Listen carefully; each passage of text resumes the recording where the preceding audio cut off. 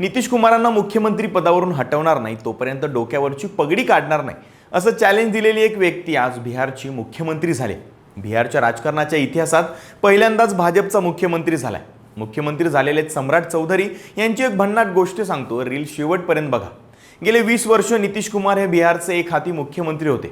50 वर्षांची राजकीय कारकीर्द आणि एकूण 10 वेळा मुख्यमंत्री पदाची शपथ घेणाऱ्या नितीश कुमार यांनी अचानक राज्यसभेवरती जाण्याचा निर्णय घेतला आणि मुख्यमंत्री पद सुद्धा सोडलं आणि इथेच एंट्री झाली सम्राट चौधरी यांची। आता जरी ते भाजपचे मुख्यमंत्री असले तरी ते मूळचे होते लालू प्रसाद यादव यांच्या आरजेडी पक्षाचे।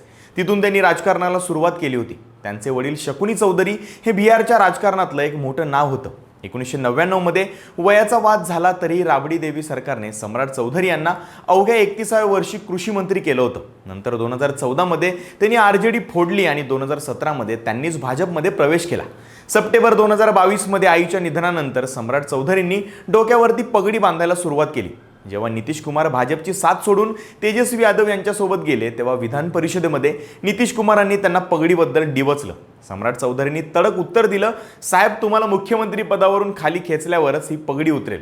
आणि आज नितीश कुमार बाजूला झालेत आणि सम्राट चौधरी स्वतः मुख्यमंत्री झालेत। आता याला नियतीचा खेळ म्हणायचं की भाजपची खेळी हे तुम्हीच ठरवा, कारण बिहारमधील ओबीसी मतपेटीसाठी त्यांना मुख्यमंत्री केलं असल्याच्या चर्चा सध्या सुरू आहेत। तुम्हाला काय वाटतं? सम्राट चौधरी तरी बिहारचं भविष्य बदलू शकतील का? कमेंट्समध्ये नक्की सांगा आणि लगावबत्तीला फॉलो करायला विसरू नका।